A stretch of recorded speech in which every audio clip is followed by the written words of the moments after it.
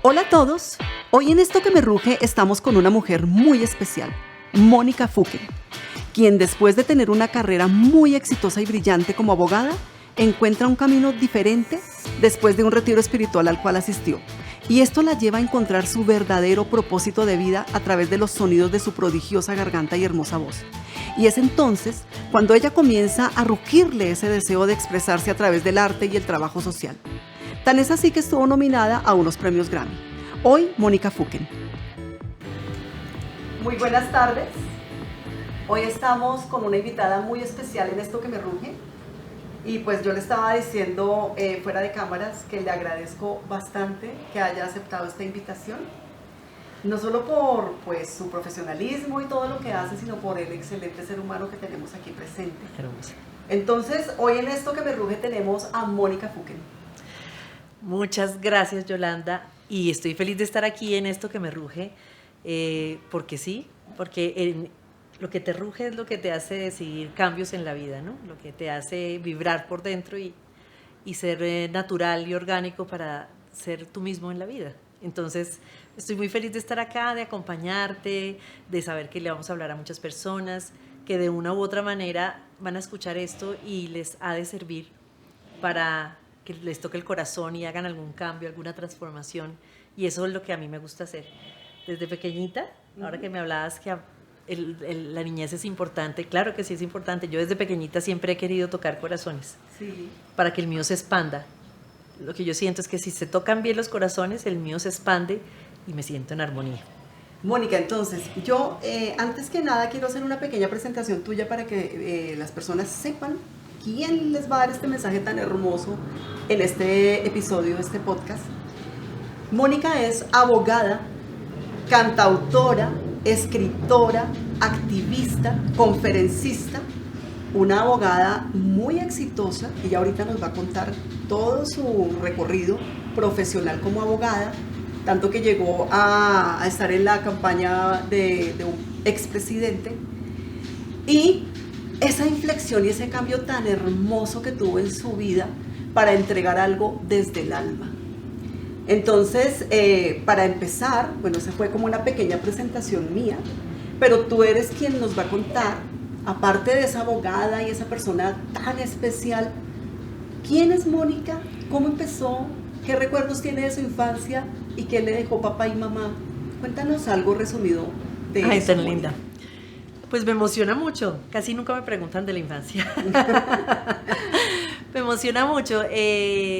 Mira, yo creo que todos los seres humanos, cuando tenemos emocionalidad de adultos y cuando tenemos esa emocionalidad y cuando se desborda esa emocionalidad y esos pensamientos que se saturan a veces, vienen de un niño y de una niña que ha tenido que trabajar procesos.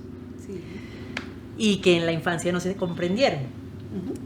Mi infancia fue muy linda, fue una infancia llena de amor, pero también una infancia donde tuve dos papás que crecieron, se casaron muy jóvenes, que crecieron, y que hoy en día entiendo y comprendo, después de haber hecho muchos procesos, que ellos dieron lo mejor que pudieron dar para que mis hermanos y yo fuéramos las personas que somos.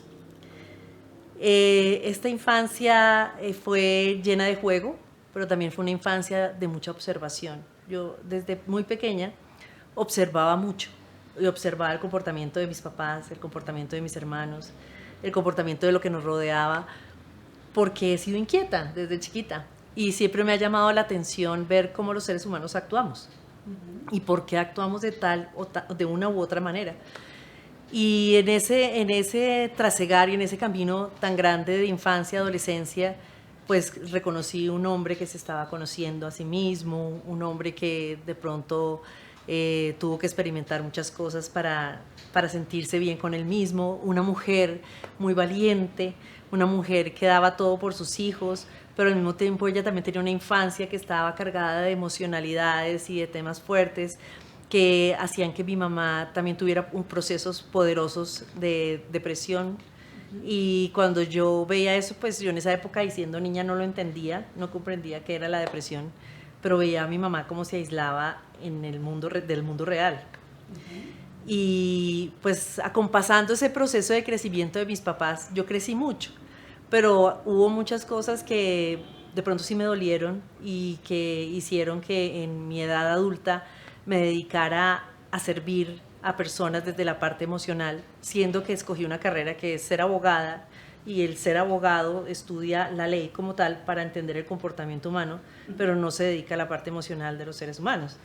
Pero de todas maneras, esa parte humana y social me llamó muchísimo la atención desde muy pequeña, seguramente porque vi este comportamiento y quería saber hasta dónde iba ese comportamiento en mis papás y hasta dónde iba el comportamiento de los seres humanos que nos rodeaban a nosotros, y ver cómo mis hermanos y yo íbamos creciendo después de tener muchas comodidades a los 13 años.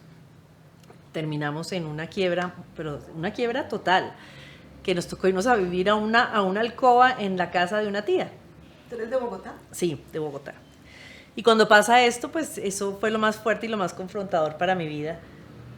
Después de tener todo, después de ser una niña consentida, pasar a estar en un espacio donde todo era difícil, todo era el sobrevivir, que es muy lo que vivimos hoy en día la mayoría de la sociedad en el mundo, ¿no? Sí. Que es un sobrevivir, y en ese sobrevivir cómo salir adelante, ¿no? Entonces esa observación se volvió mayor, se volvió más grande todavía. Y yo empecé a trabajar desde los 13 años, empecé a hacer modelaje. Yo soy una mujer grande, y en esa época las mujeres grandes no éramos muchas.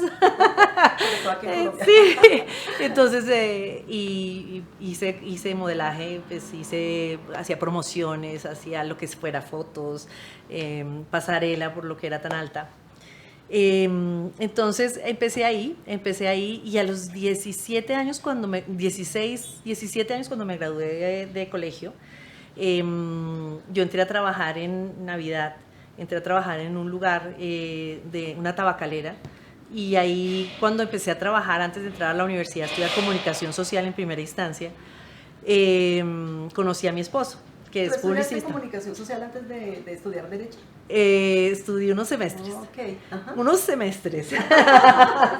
Y estuve en la Tadeo, estuve en la Sabana, y de ahí, cuando ya estaba en la Sabana, yo conocí a mi esposo, conocí a mi esposo en esta época, conocí a mi ángel, que es Álvaro. Álvaro llegó a esa tabacalera donde yo trabajé en esas vacaciones, y lo conocí, fue un ángel en mi vida, me caso con él pronto.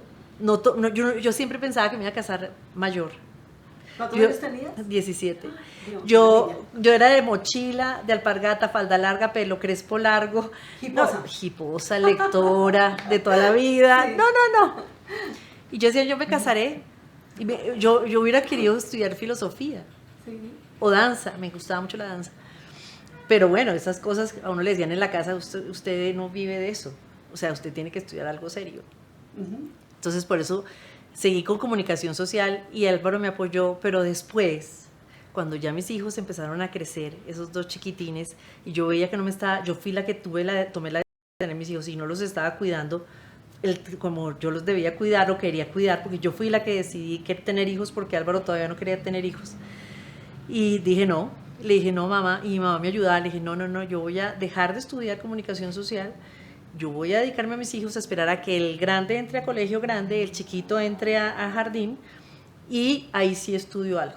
Y cuando ya decidí estudiar y pasó esto, fue cuando decidí ya estudiar Derecho. Mi papá es abogado, pero entonces yo desde la rebeldía quería ser comunicadora, y como estaba en el mundo del modelaje y de todo esto, yo decía, no, pues ahí ya me lo gano. Y me ofrecieron el reinado yo me acuerdo que a mí me ofrecieron en esa época el reinado o por Santander o por Cundinamarca, y por eso fue que mi marido me propuso matrimonio. Dijo, no, mi esposa no... casar con esta reina. Sí, mi esposa no va a hacer... no va a hacer exposición de ganado, me decía. Y nos casamos por eso, y me lo propuso en un circo, además. Yo le dije, no, mira, yo me voy de candidata por Santander o por Cundinamarca. Y él dijo, no, usted no se va de candidata de nada. Nos vamos a organizar en diciembre, y nos organizamos en diciembre. Y finalmente terminé trabajando en relaciones públicas también, porque se me daba de manera muy orgánica y natural. Y de ahí ya pasé a trabajar en 2 campañas políticas de 2 presidentes de este país, y trabajé en esas campañas, trabajé en el Banco Agrario con el presidente del Banco Agrario de la época, y bueno, esa fue la historia. Hasta ahí fue esa parte profesional, me fue muy bien, estuve o sea, Yo estuve muy alineada para hacer lo que quería hacer y estudiar lo que quería estudiar. Pero en el fondo, cuando yo empecé a tocar estos hilos políticos, yo lo que quería hacer era servir. Porque desde pequeñita siempre había querido tocar corazones. Entonces, perdóname que te interrumpa, ahí es una parte importante donde antes de esta entrevista tú me comentabas que había algo que te rugía de todas maneras en el alma. Siempre es esa actitud de servicio para las personas.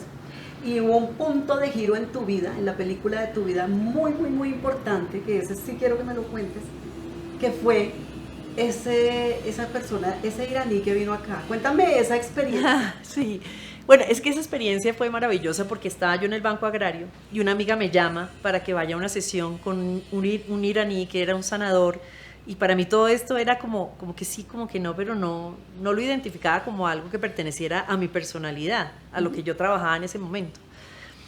Insistió tanto mi amiga que terminé yendo.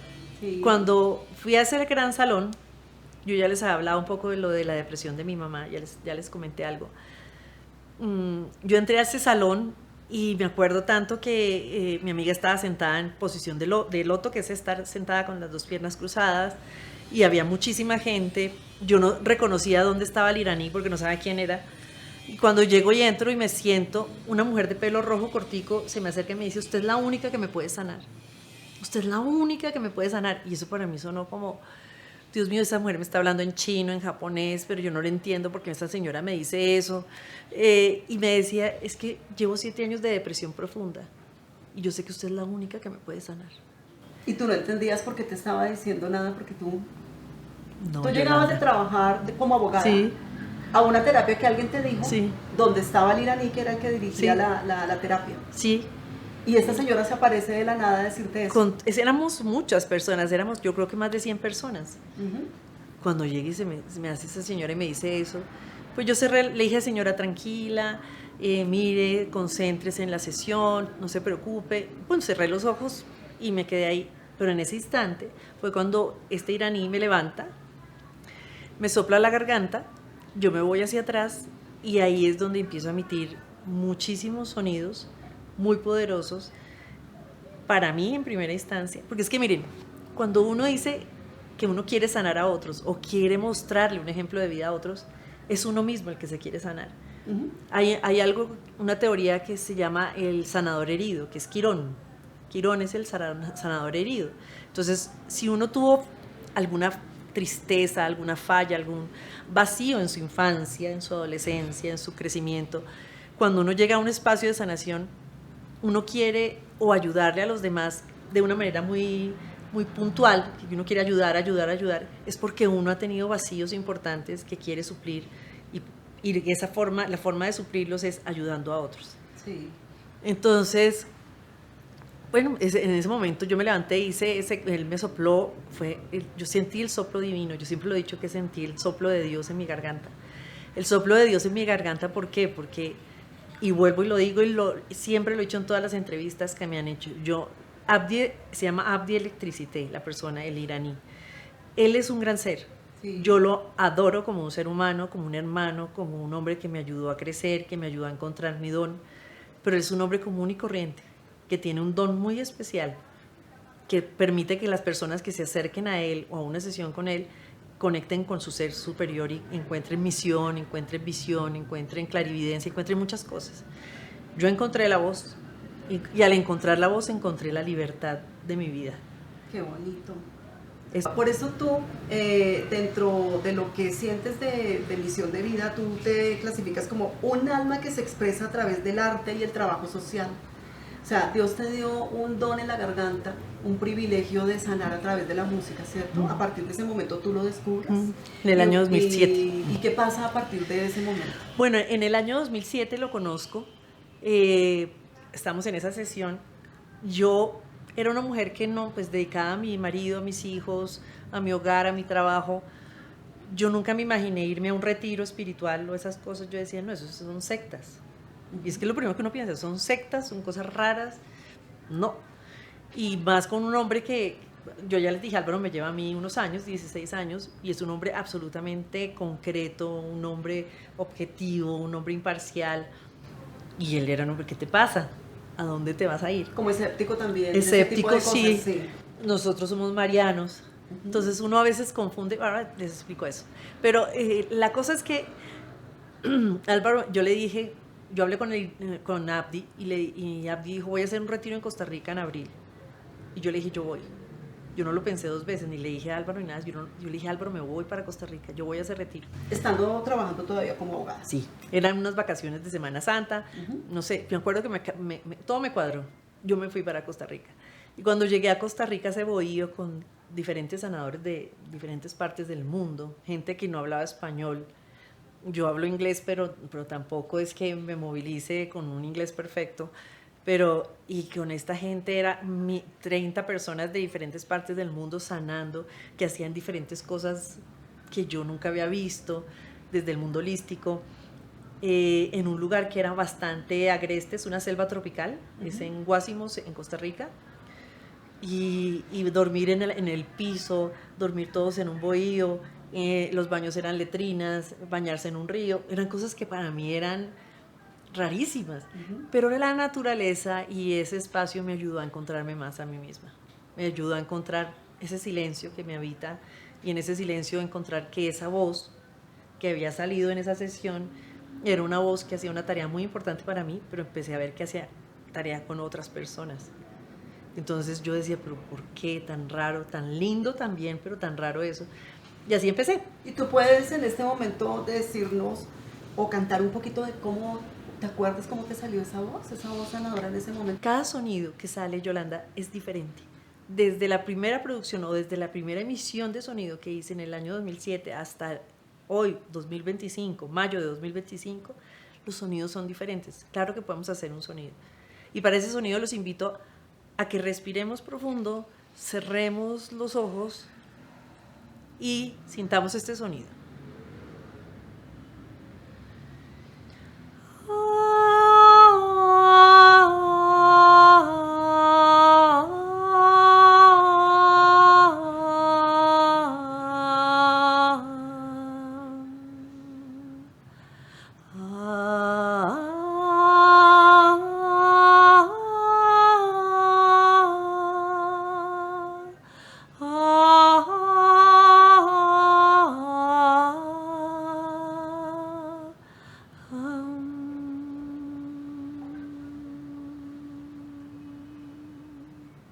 Qué lindo. Lindo. Son sonidos. ¿Sentiendo paz? Sí. Sí. Ajá. Paz, alas de libertad, les digo yo, remanso, libertad, liberación de emociones, encuentro con uno mismo. Y estos sonidos son los que, por ejemplo, que tú me decías ahora detrás de cámaras, Yolanda me decía que ella canta desde que era niña, pero que lo hace en el baño. Pues yo también lo hacía en el baño. Me gusta, soy feliz cantando. Yo no soy una mujer que se ha preparado. Sí me he preparado en este momento ya con la voz. Obviamente he tenido técnica vocal y he hecho muchos ejercicios para aprender a manejar mi voz, porque la voz se tiene que proteger. Sí. Pero yo no soy cantante de conservatorio. Pero eres ganadora de un Grammy. Cuéntanos nominada, cómo fue eso.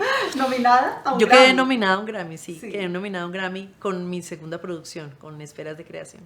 Eso fue un regalo de Dios. Eso fue un regalo de Dios que apareció en mi vida para decirme, crean usted y crea que esto se va a volver colectivo y siga haciéndolo, ¿no? Porque yo muchas veces cuando tú ya encuentras el camino como lo fui encontrando yo y fui estudiando la voz, yo me fui con una yoga india, seguí viajando con Abdi a muchos sitios, seguía estudiando lo que hacía Reiki, el sonido.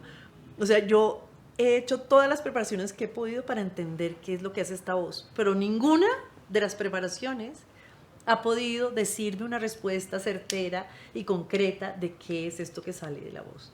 Ya.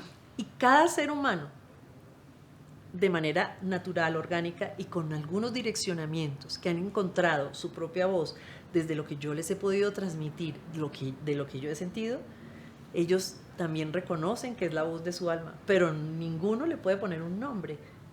Es que es muy difícil ponerle nombre o aterrizar algo que no tiene una representación física, mental o humana.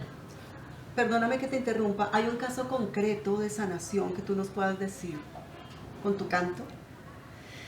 Yo creo que todo es un conjunto de... Uno puede ser un canal y tú puedes ser un canal y puede ser un punto clave para que alguien encuentre una respuesta a su inquietud y encuentre una solución tan profunda que pueda transformar hasta su sistema celular. Sí. Sí, sí, eso sí te lo puedo decir. Desde ese punto que te estoy hablando. Sí. A mí no me gusta pensar que si tú no estás, no es esa persona no está lista para que encuentre su propia verdad. No creo en eso.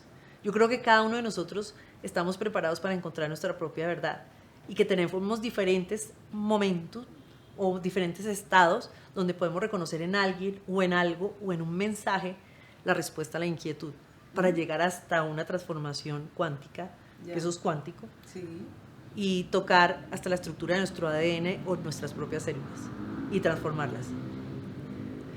Pienso que todo está escrito, Yolanda. Sí. Y si ha de ser el sonido, o si ha de ser una palabra clave, o si ha de ser un mensaje escrito que yo necesitaba escuchar para transformar mi condición, eso es sanación. ¿Sí? Sí. No me estoy enredando. No, sí.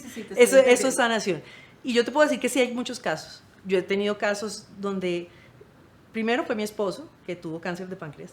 Que está acá. En el año 2012, aquí está observándonos. En el año 2012 él tuvo cáncer de páncreas.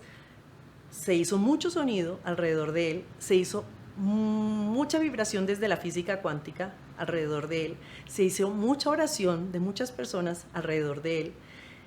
Hubo una intervención médica absolutamente idónea a nivel alopático por el médico que lo operó en la clínica donde lo operaron. Y hubo una fuerza interior de él tan clara y tan específica que transformó su condición. Mira, eso es lo que llamaríamos como... Yo digo que el arte también en sí es sanador y sobre todo la música en este momento que tú haces es música remedio, ¿cierto? Sí. Tú emites unas frecuencias, digámoslo así, Sí, que son frecuencias, sí. Yo he leído algunas veces acerca de sagrada, de la En eso secuencia se de basa Fibonacci, de todo este tipo de cosas. La flor de la vida. Sí. Todo en matemática y en todo esto. Estas cosas, este canto que tú pronuncias, me imagino que es sanador porque irradia armonía a las células o a nuestra composición, a nuestro tejido espiritual. Y a toda nuestra composición. Es que mira, nosotros en el cuerpo somos 60-80% agua. Sí. Estamos compuestos de agua. Cuando tú hablas de vibración, de sonido, de energía, de frecuencias, estás hablando de energía, vibración y frecuencia. Y esa energía, esa vibración y esa frecuencia modifica lo que tú quieras modificar y modifica el cuerpo acuoso. Entonces, si lo modifica y toca la célula y hasta la estructura del ADN, tú puedes transformar lo que quieras. Porque no solamente es cantar, Yolanda, y todas las personas que nos escuchan, no es solamente cantar, es poder tener pensamientos coherentes y alineados con nuestra propia verdad. Ahí es donde se da el milagro. Cuando nosotros podemos coger esa gran mente subconsciente, consciente y superconsciente, integrarlas y hacer pensamientos positivos en primera persona, con contenido emocional vibrante y tiempo presente, que transformen esa realidad que creemos que es cierta y no es, como los pensamientos negativos, como el caos que nos rodea, como todo lo que nos perturba, porque es que diariamente nos perturban muchas cosas y los pensamientos están alineados con lo que nos perturba, pero no con lo que nos hace crecer. Sí, así es. Y eso es casi natural en los humanos. Ay, es que así es, y es que eso le pasó a Pepita, y eso le pasó a Juanito, y eso le pasó a no sé quién. Así es la vida, mija. No, sí. no es la vida así. La vida es como la queremos nosotros cimentar, crear, fomentar. Somos nosotros los que hacemos el cambio. Y yo te lo puedo estar diciendo ahora y te lo digo con toda la certeza. Te lo estoy diciendo con certeza y con claridad. Pero ve y lo vives. O vaya, Mónica, y vívalo todos los días. Es difícil. Para mí es muy difícil. Para mí es difícil querer estar en un mood positivo. Porque yo escucho mucha gente Y me encanta escuchar mucha gente que está muy positiva y hablan de mensajes positivos y eso se ve mucho hoy en día Sí, en las redes y en sí, todas sí. partes, que esto y lo otro, y es que y haz esto, haz sopa con azúcar y haz chocolate con sal y lo verás que la vida te cambia. No, no es así. Sí, no es tan fácil. No es tan Estamos en fácil. una dualidad. Estamos en una dualidad. Que pesa, que duele. Exacto. Por eso es que este tipo de cosas y de personas como tú, sanadoras, que traen arte, que traen un canto dulce, que traen una armonía, es lo que necesita el mundo. Yo a veces Amén. digo, este mundo necesita de eso, de servicio, de sanadores. Ya, bueno, digamos, la gente importante, sí, pero es que estamos hablando de lo que realmente necesitamos. En medio de este caos, en medio de este dolor, en medio de todas estas cosas que no entendemos, lo que necesitamos es gente que nos haga feliz. Sí. A través de su canto, a través de su sanación, a través de su expresión. Por eso de verdad, A través, ¿sabes de qué? De la autenticidad. de la autenticidad. Cuando tú eres auténtico, cuando tú eres tú, reconoces la gran verdad. Y ahí es donde se empieza a dar el cambio. Y eso es lo que un sonido del alma hace que se produzca en ti. Porque tú, por ejemplo, tú vas a hacer el taller del sonido de la voz interior. Y me encanta que tú hayas abierto el taller del sonido de la voz interior. Ahorita nos hablas de eso. Tú eres una mujer con una energía bellísima. Donde ven a Mónica, ella dicta unos talleres de los que nos va a hablar ahorita, para quien esté interesado. Ahí estamos con la información. Pero me encanta que lo hayas abierto. ¿Por qué? Porque conociéndote ya, viéndote ya, siento que tú eres una mujer que quiere transformar cosas realmente desde el ser. Gracias, Mónica. Porque nosotros podemos vivir en el deber ser. Y está bien vivir en el deber ser. Es que nosotros nos movemos en este mundo. Sí. Todos nos movemos en este mundo. Pero cuando tú ya empiezas a tocar tu ser, es cuando haces la diferencia. Cuando encuentras la sanación. Cuando encuentras la armonía. Yo, más allá de la palabra sanación, yo hablo de armonía. Sí. Yo siento que es armonía, sí. en el sistema mental, emocional, físico. Integremos esas grandes mentes que tenemos y hagamos transformaciones en armonía. Sí. A eso es a lo que yo le apuesto. A eso es a lo que yo le apuesto y a lo que yo le digo a la gente, ¿no? Lo que yo le digo a la gente, mire, usted puede. Eso no es que esa señora es la que hace, esa señora es la que puede, esa señora... No, usted puede encontrar su respuesta. A mí me han llegado al consultorio, yo he tenido niños de autistas, niños de 7 años normales, hasta personas de 80 y tantos años, 90 años. Y todas esas personas que han pasado, todas esas personas que han podido encontrar su voz, a la edad que sea, han encontrado respuestas a sus inquietudes. Yo le decía hace poco a mi marido, que él me decía, ay, pero yo cómo voy a aprender eso a esta edad. Y yo le digo a él, no hay edad para nada. Sí. Yo me acuerdo de mi abuela, Beatriz, la mamá de mi papá, yo la acompañé a morir. Y me acuerdo de mi abuelita aprendiendo a respirar a los 80 y tantos años, ya para morir. Entonces, yo decía, sí, ella estaba aprendiendo a respirar en el momento en el que ya iba a trascender. O sea, es edad. Sí, no hay edad. No hay edad, no, es querer. Ajá. Es querer hacer cambios, es querer estar mejor, es apostarle una vida sana, apostarle una vida en armonía. Mónica, tú has estado ya ofreciendo varios conciertos en el mundo, ¿cierto? ¿En qué países has estado? Yo he estado en Estados Unidos, he estado en Centroamérica, he estado en España, en Italia, en Polinesia Francesa, también estuve en Israel, en Egipto, Cuba. ¿Y cuál de esos países, en qué país sentiste una energía más bonita o más conexión o ha sido todo Sí, igual? yo he tenido lugares de mucha conexión. ¿Cómo cuál, por ejemplo? El lugar donde siento la conexión real es donde nací, aquí. Aquí siento una conexión con la gente, siento conexión con la tierra, siento conexión con todo. Pero lugares mágicos, mágicos, mágicos en los que he estado, en Israel.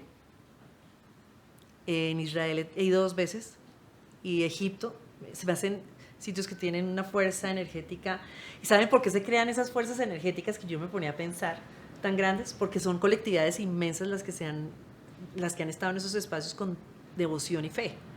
Entonces eso genera una energía que cuando tú entras al espacio te integras en esa toca, energía. Sí, te integras en esa energía, te llega. Sí. Y hay un lugar mágico en el que yo estuve que amé, que es Polinesia Francesa, en Morea. En ese lugar yo sentí una desconexión del mundo, tanto que no le escribí ni a mi familia ni a nadie en esos 15 días que estuve, y una conexión conmigo misma que jamás yo creo que había experimentado de esa manera. Impresionante, impresionante es Morea. Me pareció un lugar mágico, un lugar ancestral. Y en India también tuve una experiencia muy especial en una montaña que se llama Arunchala, no sé si se pronuncia Arunchala o Arunchala, que era donde estaba este gran meditador, ahora se me perdió.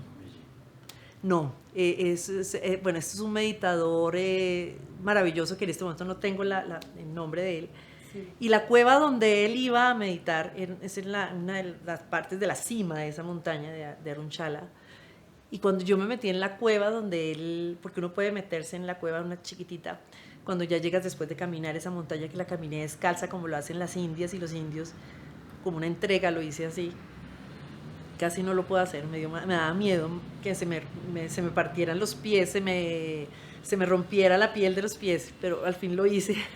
Cuando llegué allá fue impactante la sensación de no existencia del cuerpo, de conexión con un estado meditativo presente.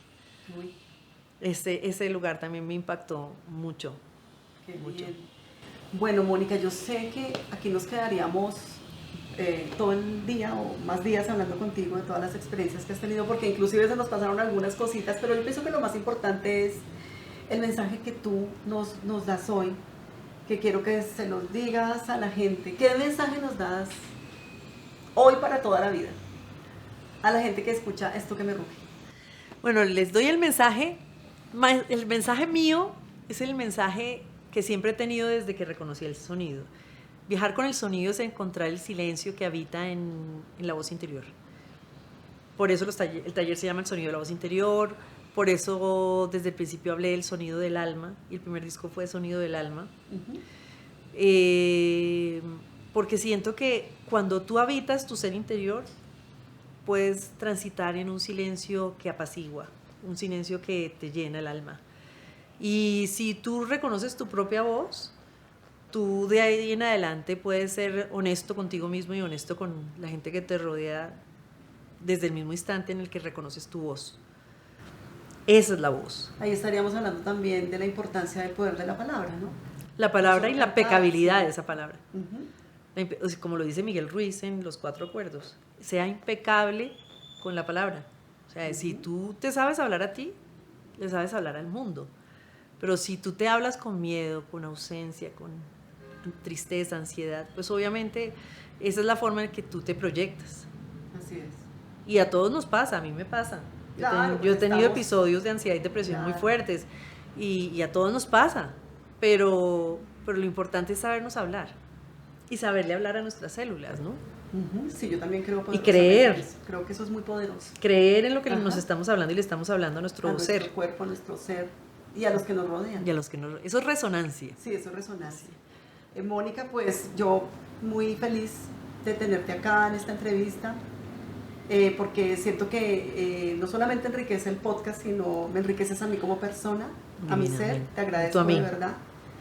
Me gustaría también que invites a las personas que de pronto quieran tomar tu taller también. Claro. ¿Dónde te encuentran? Bueno, pues les digo que esa nominación al Grammy me sirvió para eso, para estar muy presente en redes, en Google y en todas estas plataformas y todas partes. Entonces, ustedes buscan Mónica Fuquen, Mónica F-U-Q-U-E-N, y encuentran toda la información de la trayectoria, entrevistas, conciertos. Encuentran Instagram, que es Mónica Fuquen, www.monicafuquen.com, y ahí los traslada toda la música que está en todas las plataformas, en Spotify, en iTunes, en Apple Music, en todas las plataformas. Y también voy a realizar un taller. Este taller lo voy a realizar el 2 y 3 de agosto de este año Va a ser presencial, va a ser en Bogotá. Después de la pandemia no había hecho un taller presencial. Voy a hacerlo acá en Bogotá. Si están en Bogotá, conéctense y encuentran toda la información de este taller, El sonido de la voz interior. Ay, Mónica, muchas gracias. Estoy aquí encantada contigo. Muchas gracias. Gracias a ustedes, a todo este equipo de trabajo. ¿Quieres decir algo más? Que sueñen, que no dejen de soñar, que concreten sus sueños, pero antes que todo, que se sepan escuchar. Gracias. Y que le hagan caso a su ser interior cuando les dice algo. Hagan caso. Y la vida funciona. Gracias, Mónica, de verdad. Y pues a ustedes también muchísimas gracias, para que sigan viendo esto que me ruge. Acuérdense que estamos en todas las redes sociales. Estamos en Spotify, en Instagram, en Facebook. Ahí nos pueden seguir y pueden activar la campanita, suscribirse, activar la campanita para que nos sigan viendo. Gracias.